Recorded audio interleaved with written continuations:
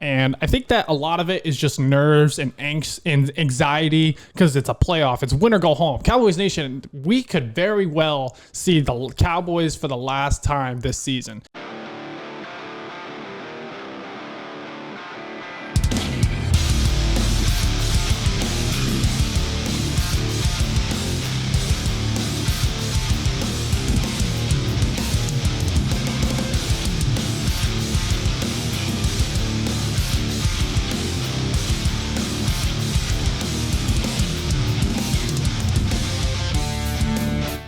Cowboy Nation, what is happening? Live and in living color, we bring to you the Noise of the Boys podcast, a Dallas Cowboys Homer exclusive from our studio at HQ1. I am your co-host, color commentator, Matt Longoria, and with me, as always, my right-hand dude, sitting to my left, Uncle C. Tom. What's up, everybody? Matt and I are just two true blue over-the-top die-hard fanatics to come together to help you celebrate those wins, but still find those silver and blue linings in the losses.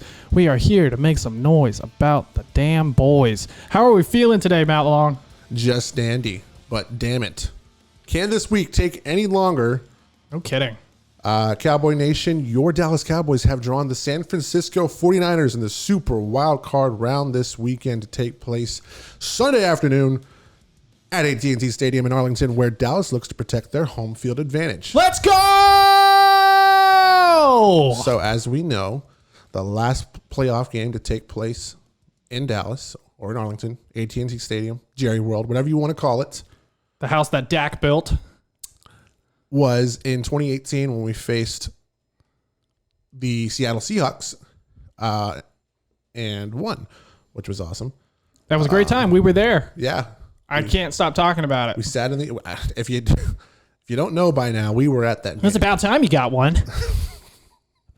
We were at that game, ladies and gentlemen, and we got to watch our Dallas Cowboys get to the second round. And then that's where it ended. I think we should just go to every playoff game because we're 1 for 1. When we go together, we go together, yes. We're 1 for 1. I am I went to the divisional, so I am 1-2. Yeah. No. Well, I'm 1-1. 1-1. I'm 1-1. That's not bad. First and foremost, guys, we're going to cover the current injury report. So as of today, and we are recording this on Wednesday, January the 12th, Micah Parsons, Keanu Neal, Tony Pollard, Sean McKeon, Israel Mukuamu, and Francis Bernard have all been activated from the injury report. And that's a mouthful. It really is. But more notably, safety J-Ron Curtis was the only member on the active roster, not on the practice field today.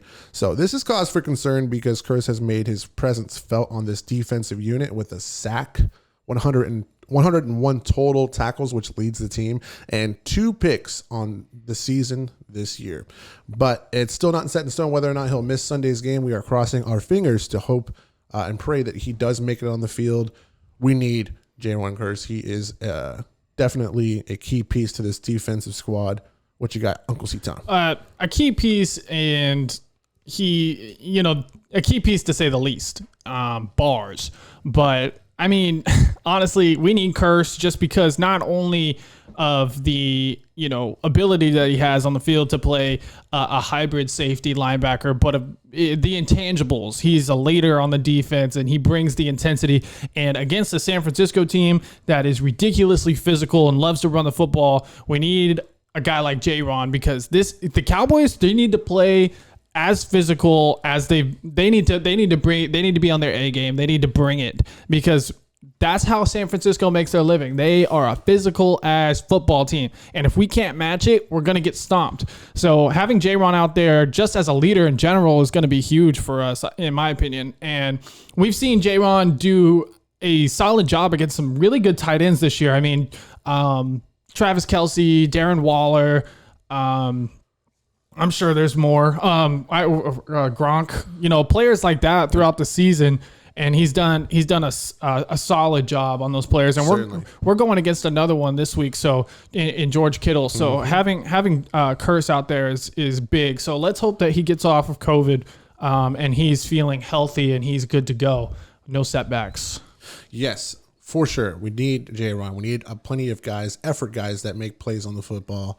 And he is definitely one of those guys. I mean, his stats speak for themselves, the leading tackler.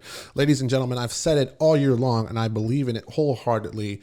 Defense wins championships. So with that said, I do want to talk a little bit about what it's going to take to stop this San Fran offense. And with that, I think we have to identify some of the threats on this team. We touched on one, George Kittle, but you can't forget about Debo, right? This guy is kind of unreal. We need to have mind control over Debo. I mean, certainly the guy is not only a threat in the receiving side of in the receiving aspect, but also running the football. He's ridiculous out of the backfield, man. It's crazy. I mean, look, somehow, some way, San Francisco has been able to win, I believe, 7 of their last 9. Yes, 7 of their last 9 football games. But how did they necessarily get there? He was definitely a key piece. George Kittle, the running, and don't forget, you can't discount this defensive front on the San Francisco squad. But let's talk about Jimmy G. Are we concerned? If you're in a football game where the Cowboys offense is firing, then no. Because Jimmy G doesn't scare me in the slightest. I don't even think he's a top 15 quarterback. I really don't. I think he's on a team that has an outstanding coach and an outstanding run game. So Kyle Shanahan is brilliant, in my opinion. I think he's a great play caller, great play designer, all of the above. Kind of wish we had him over Kellen Moore. But needless to say, I have a ton of respect for the guy, and I'm sure that means a lot coming from me, to him. But regardless, I mean, Jimmy G, no, he doesn't scare me. He turns the football over, and if we're up 17-7 at halftime, it's in the bag. Yeah. In my opinion, I think you have to make Jimmy G. I'm sorry, I don't mean to interrupt, but I say that, and they're coming off a win against the Rams where the Rams were up 17-0. So maybe I shouldn't talk so soon. Hold your tongue on that one. But in terms of Jimmy G, I think it's important to make him beat us. I really do. Look at his production over the last 6 games alone against defenses like Atlanta and Seattle, who are arguably at the bottom of the pack in terms of defenses. He has thrown 7 touchdown passes, which is pretty decent. He's also thrown 6 INTs. He's also been sacked 11 times, 3 of which he's fumbled and turned the ball over. So 9 turnovers from Jimmy G alone against the likes of defenses like Atlanta, Houston, and Seattle. We covered that. I mean, I don't think this tells the whole story, but I think it tells enough of the story that San Francisco winning 7 of their last games, they've definitely had other aspects and pieces to this team that have bailed out Jimmy Garoppolo, to say the least. And what do you have his stats on what he did against Atlanta? No. Okay. I'm cutting that out. Okay. Well, I mean, obviously he struggled against some piss poor defenses, right? Yeah. That's your main point. And we didn't, and we have similar opponents that they do. So yeah, I mean, he's played against some piss poor defenses, and hasn't been outstanding, right? And Dak gets crushed quite a bit for playing outstanding against piss poor defenses. Not to say that San Francisco is a piss poor defense, but it's just the fact that the point I'm trying to make is that the Cowboys have the better quarterback, and in the playoffs that will matter. Does go a longer way. It does. And, shout out to Jimmy G. He did have a solid game against the Rams. Desperation mode, I feel like. Will he play to that same level again on the road against a better defense? Remains to be seen. But Jimmy G, he did make the throws that he needed to. He was solid against the Rams. Will he be solid against the Cowboys defense, though? I'm not sure, especially if the run's not there. I really don't think he will be. Right. Not a whole lot of games where he throws for over 300 and you have rushing that makes up for that, the lack of production on that front. But while we're on the topic of offenses, what do you think is going to be necessary for us to be successful on the offensive side of the football? I'm going to go first on this. I think, in my opinion, and it's to nobody's surprise, that we need to come out and start fast. We need to come out with points on the board. If this team falls behind, we've seen it, and history does tend to repeat itself. It's very hard for the Cowboys to overcome. So really, what I would like to see, and in my opinion, I think it's best for us to set the stone and kind of, make the opponent play from behind. And we need to score first. But not only that, I think that Dak needs to eliminate any sort of miscues with any receiver. And if he can get the ball and put it where it's supposed to be, I got no problem with Dak Prescott. I really don't. And then on top of that, I think that Dak needs to take what the defense gives him. So what I mean by that is if it's not there, be completely decisive on what you're about to do. Either go for it and use your legs or make a play. Yeah, I think that that's been kind of my whole point about the way that he's performed over the last few games. Sure, a lot of the games haven't been against the most quality of opponents, but it's more so about the decision making. And the same thing with Zeke.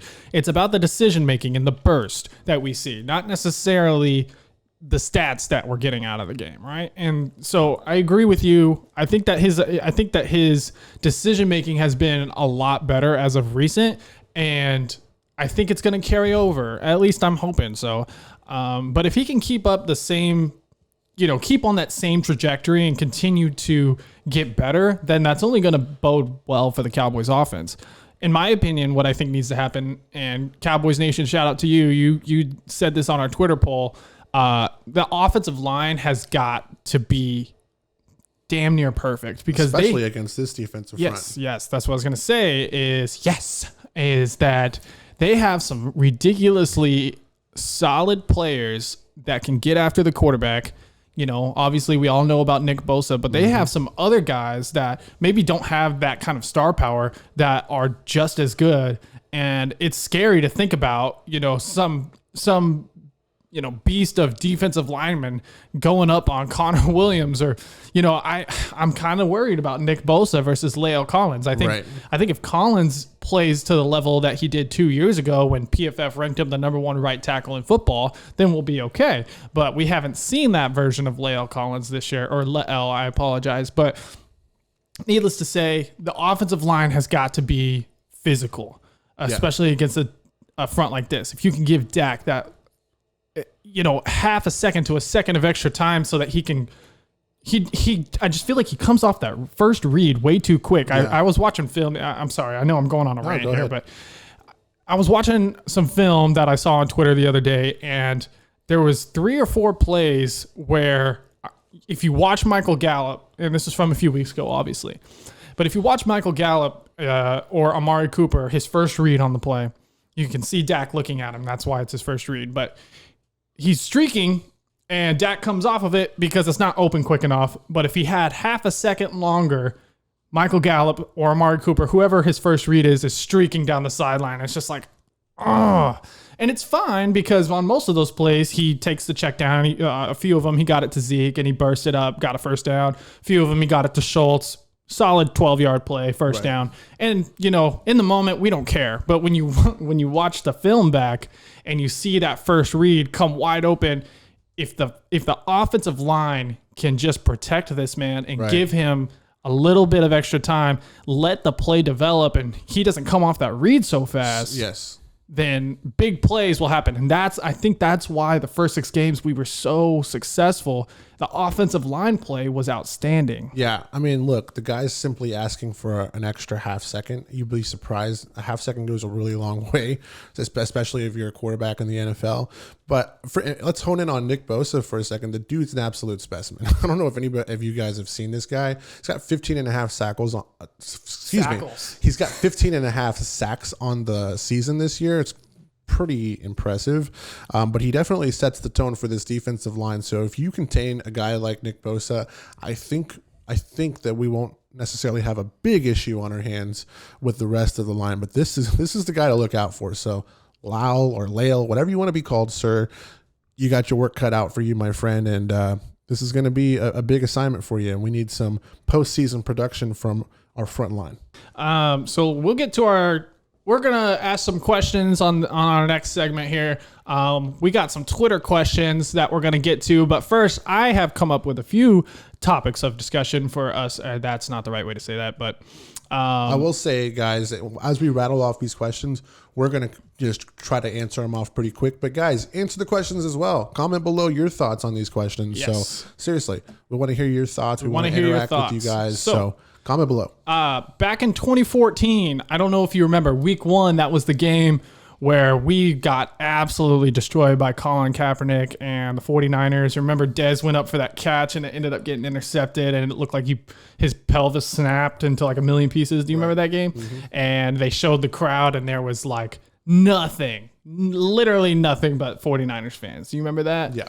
So that's why a lot of people are a little bit nervous for this game. I think that Cowboys fans are worried that there's going to be a takeover. So first question, Cowboys Nation, are you nervous that there's going to be a sea of red in AT&T Stadium this weekend, despite Dallas Cowboys media outlets calling for the whiteout?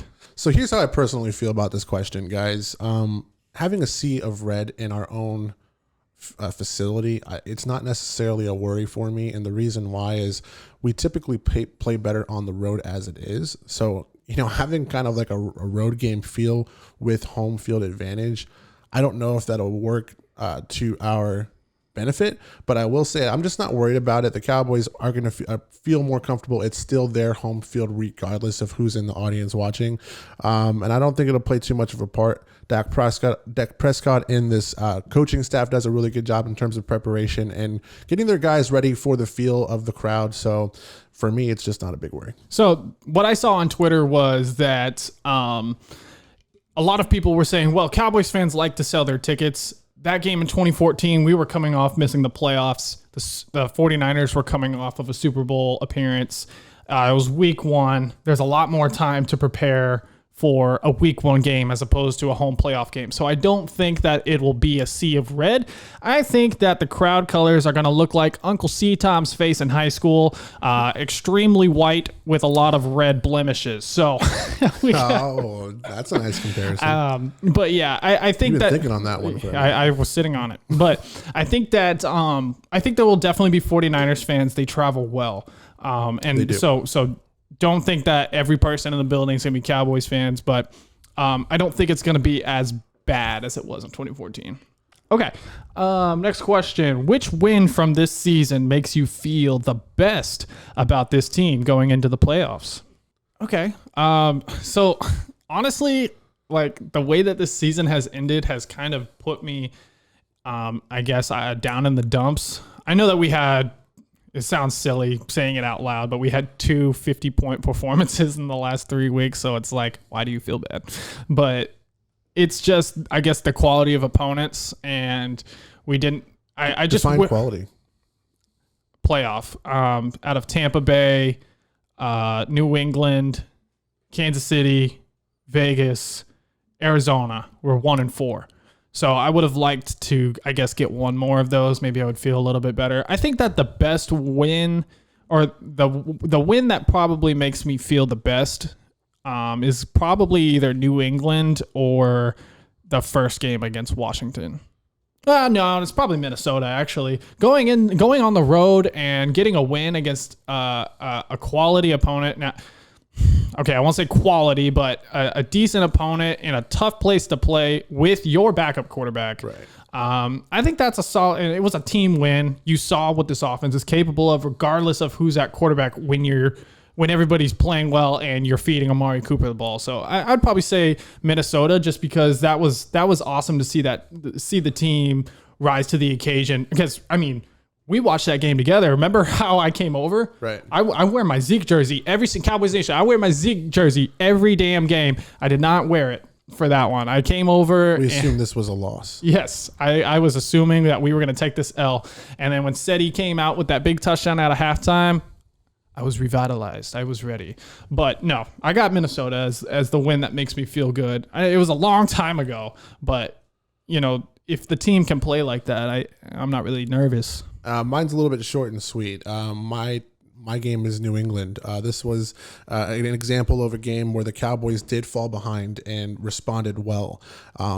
forcing overtime. Obviously, if you watched that game, we were on the edge of our seats. That was one of those games where I felt it was like a turning point for the team as a whole. Like, just forgetting about history for a second and like, this is a turning point for the franchise rather. So what I'll say is with this game is this was one of those games where I was like accepting that we were going to lose it.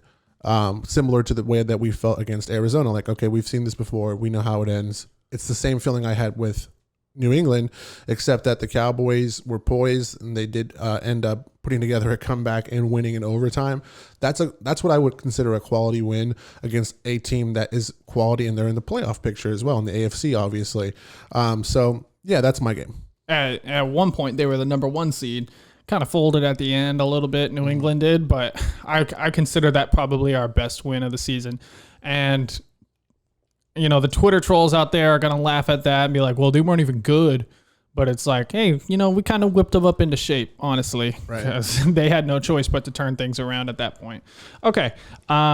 Next, do you think that this game presents the same feelings that we had approaching the Seattle wildcard playoff game in 2018? I don't. In fact, I feel a lot more confident about this game going into the playoffs, the Super Wild Card weekend. I think that we have a better team overall. But for me, the 49ers right now are kind of reminiscent of our 2018, the way they had to rattle off so many at the end and just fight for that playoff spot. But honestly, I feel way better about this one than I did going into the 2018 wild card round. We were facing Seattle, and we had a bad history with them knocking us out of contention.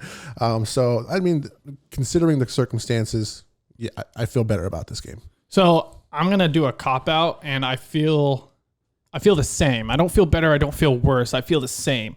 And I think that a lot of it is just nerves and angst and anxiety because it's a playoff. It's win or go home. Cowboys Nation, we could very well see the Cowboys for the last time this season. So that in itself makes me nervous. But, I say that I feel the same about it because I look at the 2018 Seattle team and this San Francisco team. I feel like the way that their season has kind of shaped out has been the exact same. The difference is that Russell Wilson is 50 times better than Jimmy G. So I guess for that reason, you could probably say, well, that should make you feel better going into this one. But I feel about the same. I mean, like you said, Seattle did the same thing. I think they won 6 of their last 7 games in 2018. So I can't remember what San Francisco has done this year, but they've 7 for 9. Rattled off a few at the end to get into the wild card. Right. So coming into Dallas, it presents the same feelings in my opinion. It's very reminiscent, and they funny. do have the ability to upset. If oddly enough, we're doing whiteout again with the exact same feeling. So a little bit of deja vu going on for sure. Next question. All right, if Dallas wins the toss, do they take the ball in the second half? I want them to defer to the second half. That's what I want, but I know this team, and they will not. They want to come out and they want to put points on the board first. They want to set the tone. That's just kind of the vibe that Mike McCarthy gives off, and just it's very telling based on how he's played this season. I think the only time they deferred is the game that he missed, if I remember correctly, when we won I can't remember correctly. Cowboys Nation, correct us if we're wrong, but I think that we actually lost that toss. I think that's why we got the ball in the second half. Either way, exactly. So just to strengthen my point, I want them to, but I doubt it. Yeah, I mean, the reason that I want them to as well, and the reason being is the atmosphere in that place is going to be the most hype at the beginning of the game. So I'd rather the defense get out there and play, be flying around and get crazy, get the place loud so that the offense because if we get a 3 and out, the place is going to be popping, man. Yeah. Like it's going to be crazy. And the offense will come out. Imagine if they even get 3. We're going to have all the momentum, right? Mm-hmm. Now, the reason I want them to take the ball, the main reason I want them to take the ball in the second half is because we saw what happened in San Francisco versus the Rams. You give San Francisco any life. They got 3 points, and then they got the ball back out of halftime. And for some reason, those 3 points jump-started them, and they just took off, and it was a completely different game. So I would prefer if we got the ball back in the second half. I always prefer to get the ball in the second half. Now, incidentally, I've been kind of keeping my eye on San Francisco as they've been reeling as of late. And when they went down 17-0 and they scored, I think they just got their first 3. I think I texted you and I was like, look out, man. They have the ability to come back. All they need to do is score on this drive and then come out and score on their. Yeah, I mean, it's never over, but it's Right. I don't think they're good enough to turn this thing around. The thing is that San Francisco is a very capable team and they can get it done and they have proven it. Just their journey to get into the playoffs speaks volumes. So there is reason to worry. There's cause for concern, but silver and blue lining. What's the last question? That was the last question. We're going to get to the Twitter questions now. Let's go. First one from Carolyn Williams. Hey, shout out to y'all for sending us questions. We appreciate the engagement. We appreciate the interactions. We Absolutely. love talking to you guys. Follow us, Noise of the Boys podcast. Follow us at Noise of the Boys on Twitter. Carolyn Williams at Carolyn390852333. I think you put your phone number in there. She asks, I would like to know why everyone giving the 49ers every benefit of the doubt. Dak is 2-0 against San Francisco. Last year was a weird year. Both teams were broken, but Dallas still found a way to win. I would like to think that Dallas would be the one getting the benefit of the doubt. For me, guys, I think it's just that, and I've said this in podcasts in the past. I think it's really nice. It's a really nice thought for people to assume that the Cowboys will the bed in this game. I think it makes good stories. It's great media to talk about and hype up the fact that we haven't seen the second round or haven't won the second round in many, many, many years. And history, as I said before, tends to repeat itself. And the Cowboys have kind of given themselves the narrative that they can't get it done in crunch time. So I think it just makes good stories. It's good media, and it's good to talk about. Yeah, I mean, Cowboys Nation, don't listen to all those damn fools on FS1 and ESPN. They're gonna say things that don't really make a whole lot of sense if you actually pay attention to football. They're gonna say things to try and rattle you. Don't let it. Okay, listen to small media outlets. Listen to the Cowboys podcasts that you can find on YouTube, like Noise of the Boys, because we be spitting facts, even though we're homers. But look, facts. I mean, they're going to get the benefit of the doubt. Anybody that plays the Cowboys is going to get the benefit of the doubt, because if you don't love us, you hate us. And that's just the simple fact. I mean, I wish I could give you some analysis, but, Carolyn does bring up some good points here. Last year was a weird year. Both teams were broken. Dallas still found a way to win. I mean, I'll be honest, I haven't paid a whole lot of attention to 49ers football and, the moves they made in the offseason. But I feel like if we were able to beat them last year with a beat-up offensive line, then surely we can find a way to get it done this year, right? I mean, the Cowboys are certainly capable, and don't call me Shirley. Okay. All right. Next question. Thank you, Carolyn. We appreciate it. Dallas Thacker. I think I hope I'm saying that right. Thacker. Thack. At Dallas Thacker. He asked, with the 49ers being such a run-heavy team and Cursed most likely getting a lot more action down in the box, who is our best option at deep safety? KZ, Hooker, or Wilson? That's tough, man. I have a very strong bias towards Donovan Wilson because I am a Texas A&M homer as well, and obviously that's where he went to school. So I got mad love for Dono. The reason I love him so much is because he's physical, and I think that's what you might need in this game. I think you need somebody that's going to lay the wood, make some big hits. So I think that Donovan Wilson should have a significant role in the rotation. But if you're asking me out of those three players, who's the best, it's Malik Hooker. He's been outstanding this year, and I don't see why he wouldn't get a lot of playing time. I have to agree, and I think that might be the move if Curse isn't to go altogether. And I know that the question is indicative of him actually playing, but.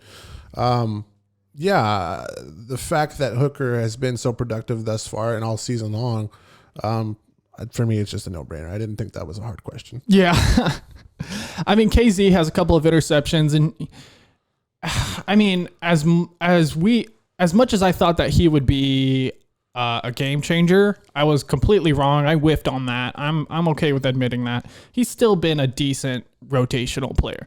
So to answer the question, Dallas, I think that at Noise of the Boys is going to go with Hooker. But we're completely fine with seeing KZ and Wilson get some rotational snaps in because all three of them present something different that makes this defense unique.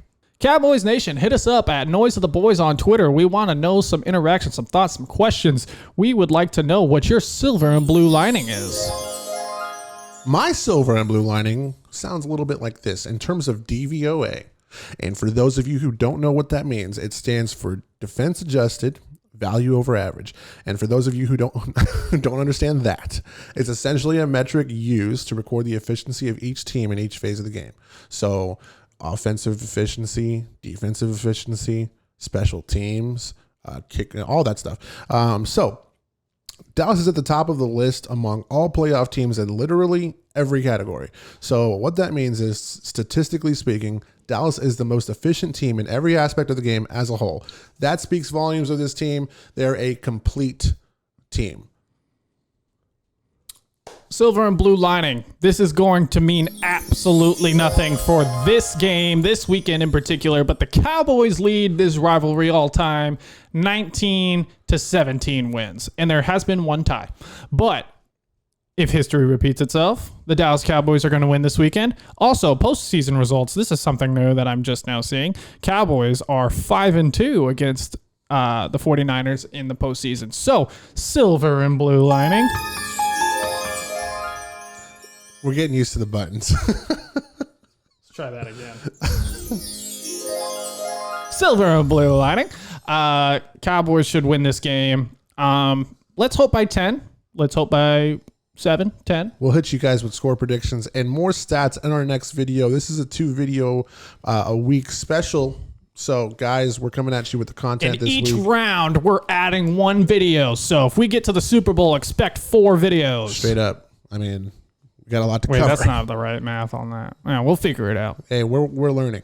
However, ladies and gentlemen, if you've made it this far, I want to thank you for your time and attention and hope that you've learned something of value here in the last half hour. Smash that thumbs up button, comment below, and activate that bell button so that you can be the first to know when a new episode of Noise of the Boys has dropped. And with that, we are out of here. Matt Longoria and Uncle C Tom, we will see each and every one of you for the post game, actually, for the next video this week. Peace!